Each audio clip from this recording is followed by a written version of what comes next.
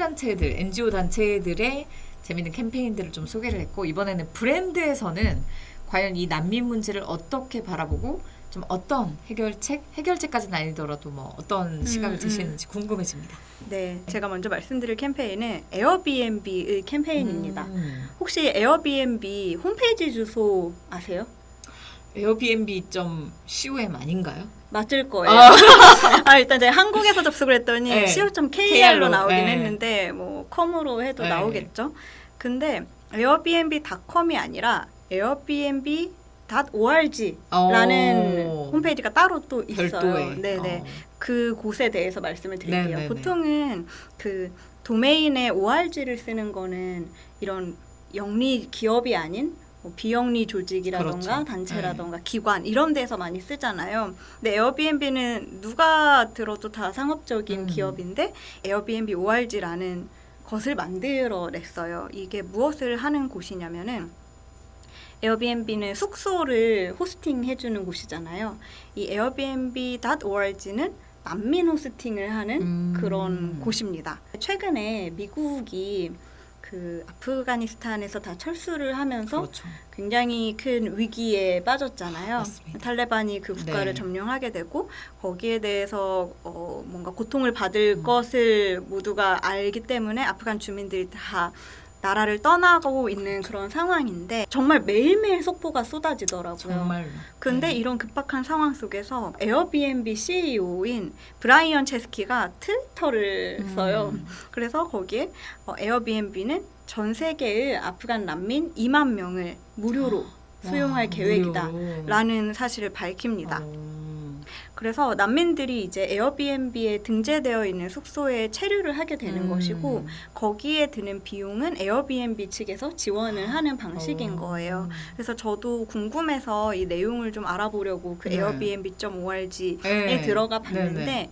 그러니까 호스트면은 내가 난민 호스팅을 하고 싶으면 신청을 할 수가 있고 그리고 신청을 하게 되면은 거기에 대한 비용을 이제 에어비앤비가 대신 지불을 하는 방식인데 우려가 될 수 있잖아요. 그쵸, 난민에 그쵸. 대한 그 나쁜 안 좋은 인식들이 있기 때문에 그렇죠. 난민들이 내 집을 쓰면서 혹시라도 무슨 뭐 파손시키면 그렇죠, 어떡해 뭐 그렇죠. 이런 우려가 네. 있을 수 있는데 기존에 에어비앤비가 다 갖고 있는 보험 프로그램이 있는데 이 또한 이 난민 호스팅에도 적용을 하겠다라고 했고요. 에어비앤비 CEO가 이러한 결정을 하면서 자기가 이런 선택을 한 것이 다른 비즈니스 리더들에게도 영감을 줬으면 좋겠다라고 말을 하는데 저는 그 말이 너무너무 공감이 됐어요. 네. 근데 한편으로는 그게 너무너무 어렵다는 것도 저도 알고는 있어요. 절대 쉽지 않았을 네, 거예요. 왜냐하면 우리나라에서 정말 난민을 수용하는 비율이 제가 알기로는 1%도 안 된다고 알고 있어요. 그만큼 반대가 심하기도 하죠. 그런데 이게 꼭 우리나라에서만 그런 것이 아니라 뭐 모든 국가에서도 다 난민에 대해서 두려워하고 그렇죠. 네, 반감이 좀 부정적으로 있죠. 네, 보는 경향이 있다 보니까 기업이 먼저 나서서 나는 난민을 환영한다라고 주장한다는 것도 쉬운 일이 아닌 건 그렇죠. 거죠. 특히 이제 에어비앤비 같은 경우는 전 세계적으로 사업을 펼치고 있고 혹시라도 이 프로그램으로 인해서 좀 어떤 안 좋은 일이라던가 리스크가 생겼을 때 전체 사업에도 좀 부정적 영향을 미칠 수 있는 정말 엄청난 리스크를 안고 한 거잖아요. 큰 결단이죠. 네. 근데 이 프로그램이 시작되게 된 게 생각보다 꽤 긴 역사를 가지고 있더라고요. 최근에 한 게 아니에요? 네, 그러니까 이게 아프가니스탄 난민들을 받아들이겠다라고 하는 최근 사태에 영향을 미치긴 했지만 사실은 제일 최초로는 2012년으로 돌아가게 돼요. 정말 오래됐네요. 그렇죠. 근데 2012년 10월에 무슨 일이 있었냐면은 허리케인 샌디가 뉴욕을 강타하게 되면서 이재민이 엄청 발생이 되는 거죠. 근데 그때 그 근처에 살고 있던 쉘이라고 하는 호스트가 있었던 거예요. 근데 이렇게 이재민이 발생이 됐는데 나는 에어비앤비를 운영하고 있고 어차피 우리 집에 숙소가 있으니까 무료 숙소를 이재민에게 제공을 하고 싶다라고 에어비앤비 측에다가 먼저 문의를 문의를 했다고 해요. 그리고 이게 저는 너무 좋은 방향이라고 생각을 하는데 이렇게 고객인 거잖아요. 어떻게 그쵸. 보면은 고객이 제안한 것을 귀 기울여서 적극 수용해서 적극 수용을 해서 에어비앤비 측에서 이게 빨리 해야 되잖아요. 밤새 일을 해가지고 이런 이재민들한테 무료 숙소를 제공할 수 있는 기능을 만들었다고 해요. 와, 이건 좀 감동이네요. 그쵸? 네. 한 기업에서 어떤 새로운 서비스라던가 정말 아주 사소한 거라도 그 의사결정 단계 하며 실행되기까지는 시간이 사실 오래 걸리잖아요. 맞아요. 그래서 저는 최근에 그런 사례들이 생각이 났어요. 코로나 사태가 발생이 되면서 이제 마스크를 구하는 곳을 찾기 위해서 이제 마스크가 약국에 있는지 없는지를 확인하는 지도를 어떤 개인 개발자가 굉장히 빠르게 만들어서 올리고 또 그것을 여러 IT 기업에서 따라서 하는 모습들. 근데 그 뭐 따라했다고 해서 나쁘다기보다는 당연하죠. 더 많은 사람들이 이용할 수 있게끔 그 직원들도 저는 이거는 막 나 야근하기 싫은데 이런 마음 아니었을 것 같거든요. 정말 재능기부로 기쁜 맞아요, 마음으로. 맞아요. 그러니까 그랬던 사례들이 생각이 네. 나면서 더 감정이입이 되고 네. 고마운 마음이 들더라고요. 네, 누군가 한 명의 선한 의지에서 시작된 게 이게 전 세계적으로 퍼져나갈 수 있는 건 결국 기업의 어떤 힘이었거든요. 맞아요. 그래서 되게 감동적이네요. 이 쉘이라는 사람이 NGO 쪽에 연락을 해서 저희 집이 비었으니까 한 가족 정도는 올 수 있어요라고 했더라면은 한 명을 그렇죠. 이렇게 네, 올 수 거기서 있게 끝났을 때. 했을 텐데 이렇게 기능을 만들었기 때문에 1,000명이 넘는 호스트가 이재민들에게 숙소를 제공을 할 수 있었다고 합니다. 그렇게 하고 이후에 이제 2013년 1년이 지나고서는 기능을 좀 더 확대를 해서 전 세계에서 재해가 발생이 되었을 때 호스트들이 무료로 숙소를 제공할 수 있도록 기능을 만들었다고 해요. 그로 인해서 네팔 지진 사태 있었잖아요. 그리고 시리아 난민 사태 있었고 이때 구호 인력들이 묵을 수 있는 숙소를 이 프로그램으로 지원을 했었다고 하고요. 올랜도에서 나이트클럽 총격 사태가 있었을 때도 또 숙소를 제공을 했다고 해요. 그렇게 해서 2017년에는 또 큰 사건이 있었죠. 그때 당시 트럼프 정부에서 미국의 모든 난민 수용을 중단하겠다.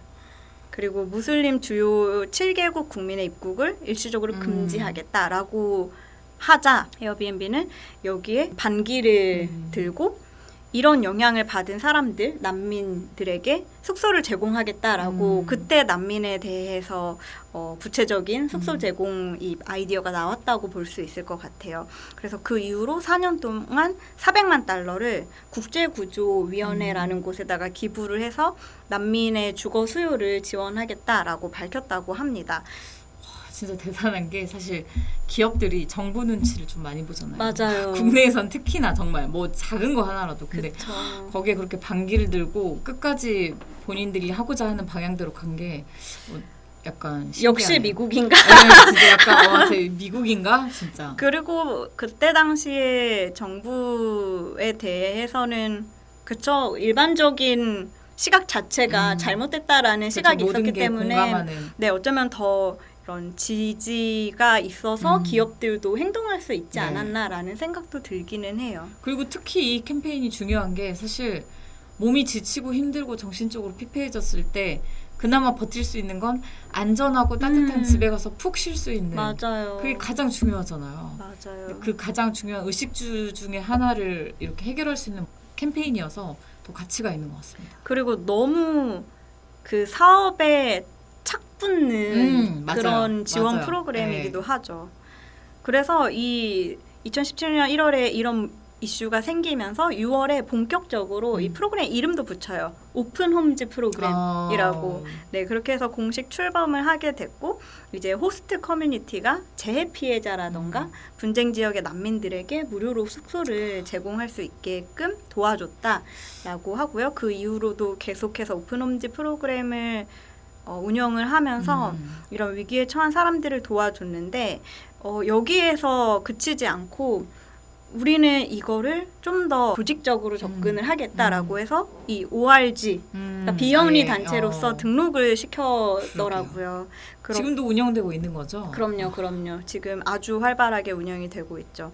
그래서 저는 앞서 말씀드렸던 것처럼 에어비앤비라는 그 비즈니스 자체와도 너무 착붙기도 하는데 그동안 에어비앤비가 어떤 브랜드 미션을 주장을 해왔냐면은 에어비앤비는 단순히 숙박을 제공하는 곳이 아니에요. 그것을 넘어서 호스트와 여행자 간의 커뮤니티를 그렇죠. 제공하는 네. 것입니다라고 항상 주장을 해왔는데 너무 그것과 그러네요. 잘 붙는 네. 그런 브랜드 relevance 가 있는 그런 프로그램이 아니었나라고 생각을 합니다. 훌륭하네요. 네. 어디가 대행했죠? 대행사를 말하기가 어려워요. 왜냐면 굉장히 여러 브랜드에서 군데가. 시작된 캠페인이다 그러네요. 보니까 이게 뭘 기획하고 한 게 아니라 네네. 정말 소비자의 하나의 의견에서 출발한 거라서. 맞아요. 이거를 진행하면서 관련된 필름도 만들고 뭐 커뮤니케이션도 했다 보니까 그 안에 당연히 대행사들이 있긴 했겠지만 네. 전체 프로그램에 대한 대행사라고 꼽을 만한 회사를 찾지는 못했고 네. 그 쉘 씨겠네요. 아이디어의 촉발점은 그렇죠, 쉘 씨가 씨앗. 맞죠. 네. 그리고 저는 그 생각도 좀 들었어요. 이게 앞에서도 잠깐 얘기했던 것처럼 사람들이 어떤 문제에 대해서 이슈 제기를 하고 그들의 입장 표명을 하는 것이 기업들 또한 그것에 참여할 수 있게끔 뭔가 지원이 된다라는 생각이 들더라고요. 기업이 먼저 앞장서주면 당연히 좋긴 하겠지만 이런 난민 이슈라던가 그 외에 다른 인권 이슈들 등에 있어서 소비자들이 먼저 움직이는 것이 기업을 움직이게 하는데 도움을 줄 수도 있겠다 이런 생각을 해보게 되었습니다. 다음 브랜드는 약간 유사해요. 그 사업군이 네. 이케아. 또 홍보와 관련된. 네네. 아무래도 기자님 말씀 주신 것처럼 난민들에게 가장 시급하게 필요한 것은 그들에게 안정을 주는 맞습니다. 집이기 때문인 것 같아요. 네. 지금 전 세계 난민 캠프가 미어 터진대요. 그래서 정말 열악하고 에어컨도 없고 화장실도 너무 더럽고 쓰레기가 넘쳐나고 그러니까 갑자기 아프간 난민이 늘면서 그렇기 때문에 더 그 주거의 가치가 더 중요해지는 것 같아요. 그러니까 이케아가 워낙 어떤 것을 조립해서 만드는 것에 일가견이 있잖아요. 그렇죠. 그게 사업이잖아요. 네. 그러니까 너무나도 그런 디자인을 잘하는 회사인 건데 기존의 난민 캠프를 생각해 보시면은 정말 살기 힘들 것 그렇죠. 같은 막 대형 강당이나 천막 같은 게 많이 기억이 떠올라요. 맞아요. 근데 그런 천막들조차도 되게 얇은 천으로 되어 있고 하다 보니까 날씨의 영향을 너무 많이 받기도 하고 그리고 쉽게 뭔가에 이렇게 찔리면은 찢어져 버리는 그런 재질인 경우가 많다고 하더라고요. 그렇게 되면 어쨌든 이 사람들이 살아가고 있는 주거 공간인데 안정감이 바로 이렇게 없어지는 거잖아요. 그런 문제가 발생하면은. 그렇다 보니까 이 난민들의 쉘터, 텐트가 되게 중요한데 이 텐트를 더 낫게끔 이케아가 만드는데 지원을 하게 됩니다. 캠페인으로 이름을 붙이자면은 이케아 리퓨지 쉘터라고 말씀을 드릴 수 있을 것 같아요. 그러니까 기존에 제공되고 있던 쉘터보다 더 강한 쉘터를 만들었다라고 보시면 되고 이게 4시간 안에 조립이 가능한 그런 텐트라고 합니다. 우리가 이케아 가서 뭐 사오면은 그냥 들고 오기 되게 힘들잖아요. 부피가 크잖아요. 네. 근데 여기도 당연히 집 하나를 짓는 거니까 그쵸. 부피가 막 아주 작다고 말은 못하는데 아마 성인 남성 1명 또는 2명이 들 수 있는 크기의 큰 상자에 패킹을 했더라고요. 그래서 그것을 열면은 다양한 그 소재들이 들어가 있게 되는데 텐트처럼 이런 프레임들이 있고 거기 위에 폴리프로필렌으로 만들어진 이 벽으로 이렇게 집을 지을 수 있게 하는 거예요. 그렇게 해서 17.5 평방미터의 공간을 제공을 하고 있고 여기는 문을 잠글 수도 있대요. 사실 프라이버시가 그쵸. 난민이라고 해서 중요하지 않은 게 그렇죠. 아닐 텐데 이런 디테일한 부분까지 신경을 썼다는 게 참 좋았고요. 그리고 또 궁금한 게 거기 그 레퓨지 텐트에도 이케아의 감성이 들어가 있나요? 예쁜가요? 이것은 예쁘다고 말을 하기는 조금 그런 것 같아요. 하지만 깔끔하다. 네.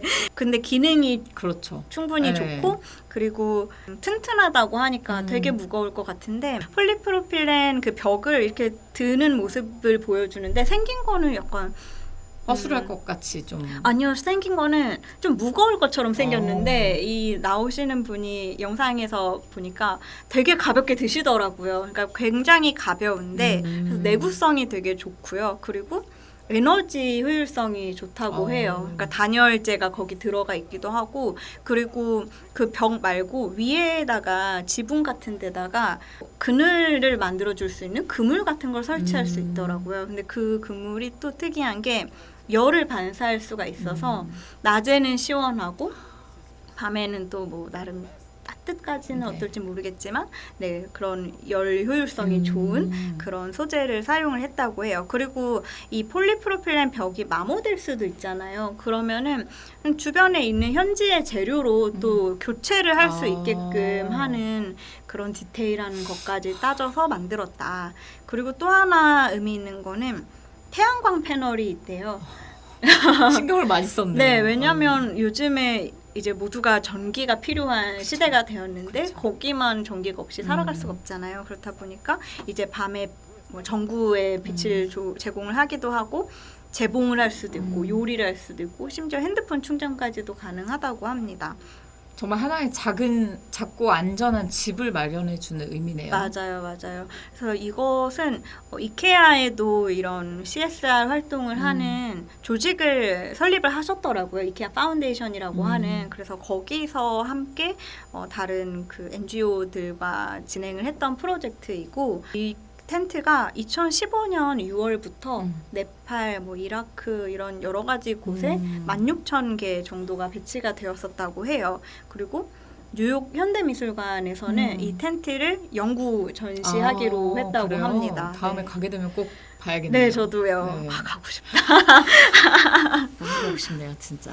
그리고 또 하나 좋은 거는 제가 이게 그러니까 언제부터 시작된 프로젝트인지는 정확히 모르겠어요. 왜냐하면 계속 프로토타입이라고 하면서 그런 중간중간의 상황들에 대한 것만 볼 수 있었지 완전 완성품이라고 하는 형태는 못 봤거든요. 근데 제가 알아보다 보니까 이들이 소말리아에서부터 이 프로토타입 쉘터를 테스트를 한 거예요. 제공을 해가면서 난민들한테 직접적으로 피드백을 받아서 계속해서 개선하는 작업들을 하고 있다라고 합니다. 대단하네요. 저는 그 아까 에어비앤비도 그렇고 이케아도 그렇고 어떻게 이렇게 브랜드 정말 relevant가 완벽할까? 그쵸. 네. 너무 착 붙죠. 네, 너무 착 붙어요, 네. 진짜. 아, 그리고 아까 그 조립과 관련된 얘기를 잠깐 말씀을 드렸는데 그 부피가 물론 제 입장에서 크게 느껴지긴 하지만 집 하나를 짓는데 그 정도 부피와 그 정도 가벼운 무게로 만든 거는 이 난민 캠프가 전 세계 이렇게 곳곳에 있잖아요. 그리고 이동시키기 편해야 그렇죠. 좋은 거고, 네. 그리고 난민들이 떠났을 때도 이거를 뭔가 잘 다시 조립을 할 수 그렇죠. 있어야 될 네. 것이고, 그런 면들을 또 고려를 해서 만들었다고 하더라고요. 그것 또한 이케아가 추구하는 방향이랑 너무 맞는 게 이케아의 이케아가 전문성이랑도 참 그렇죠. 붙죠. 포장 그 용량을 줄이는 게 또 하나의 과제더라고요, 이케아가. 왜냐면 뭐 쓰레기 문제도 있고, 그다음에 뭐 물류 문제도 있고. 맞아요, 네. 맞아요. 특히 난민 캠프에 그걸 보낼 때는 뭐 비행기 한 대에 부피가 큰 거를 뭐 100개를 넣을 수 있다면 그걸 최대한 조립을 테트리스처럼 잘 해가지고 하면 뭐 200개를 실을 수 있다던가 맞아요. 하는 문제도 있기 때문에 훌륭하네요, 정말. 네, 정말 브랜드 relevant가 잘 네. 살아있는. 저는 사회단체 쪽 캠페인을 준비하다 보니까 브랜드를 이렇게 자세히 들여다보진 않았는데 브랜드단에서도 이런 활동을 활발히 펼치고 있다는 게 정말 대단하네요. 네, 아주 커다란 캠페인, 눈에 띄는 캠페인은 아니지만 여러 기업들에서 이런 시도들을 하고 있다는 것들을 봤는데요. 예를 들면 스타벅스에서도 그 2017년에 트럼프 정부의 행정명령에 네. 반기를 들면서 우리는 난민들을 10,000명 고용하겠다라고 CEO가 선언을 했습니다. 그때도 사람들의 반발은 있었어요. 난민들에 대한 부정적인 인식이 네. 있다 보니까 난민이 만들어준 커피를 마시고 싶지 않아라고 하는 사람들도 있었죠. 그렇죠.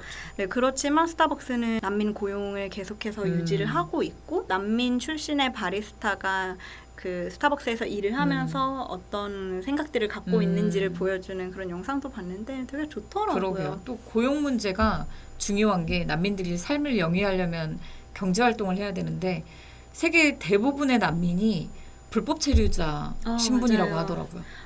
저도 이번에 알았는데 난민이 우리가 생각하는 난민과 국제법에서 인정하는 난민이 다르대요.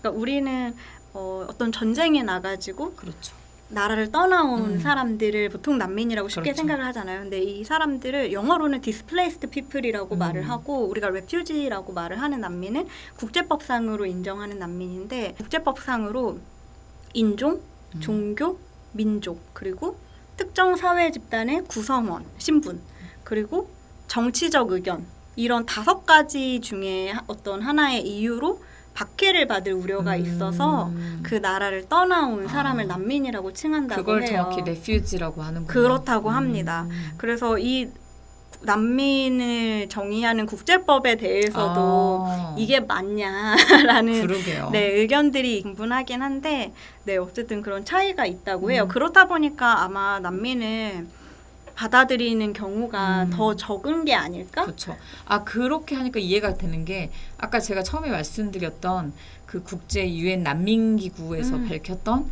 그 8,200만 명 수는 아마 디스플레이스드 피플인 것 같아요. 그럴 수 있을 것 네. 같아요. 이런 캠페인들을 찾아보면서 자꾸 어렸을 때 배웠던 그 시인들 생각이 났거든요. 왜냐하면 우리가 국어 시간에 이 시인은 뭐 어떤 독립운동에 기여를 하고 싶어 했던 시인이고 망명을 했었다. 이런 얘기를 되게 많이 들었는데 많이 들었죠. 그리고 또 최인훈의 광장.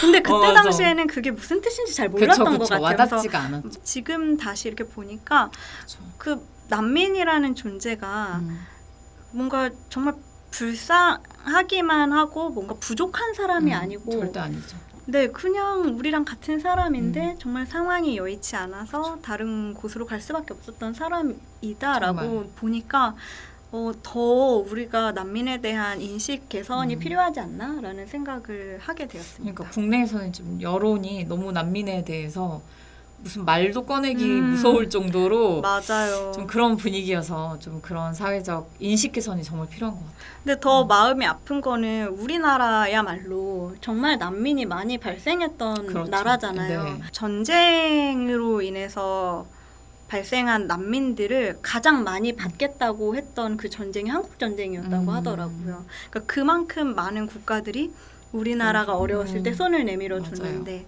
그리고 우리나라는 이제 선진국이 되어서 맞습니다. 난민을 수용할 수 있게 되었는데 이런 여론적인 문제로 인해서 그렇게 도와주지 못한다는 것이 네, 슬픈 현실인 것 같아요. 정우성 씨 뵙고 싶네요. 갑자기요? 그냥 뵙고 싶네요. 그렇죠. 난민 그 구제 활동을 좀 하고 계시죠. 가장 정우성 씨가. 적극적으로 그렇게 소신 있게 목소리 내는 분이 난민에 대해서 국내에서는 정말 그분밖에 떠오르지가 않네요. 악플도 많이 받으시더라고요. 그래요? 엄청나게.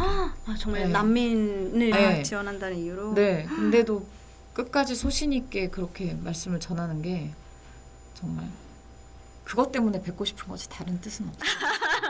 오늘 이렇게 좀 난민이라는 다소 좀 어렵고 무거운 주제로 시작을 했지만 분명 크리에이티비티로 인해서 이걸 좀 더 희망적인 메시지로 바꾸는 그런 사례들을 좀 만나봤는데 오늘도 역시 너무 재밌었습니다. 네, 저도요. 그리고 저는 이런 이슈에 대해서 좀 더 자유롭게 얘기를 하고 자유롭게 의견을 표명할 수 있는 그런 분위기가 조성이 될 수 있다면 맞습니다. 좋을 것 같다는 생각을 해보았습니다. 네, 저희 느슨한 브랜딩 토크 다음 주에 또 찾아뵙겠습니다. 감사합니다. 수고하셨습니다.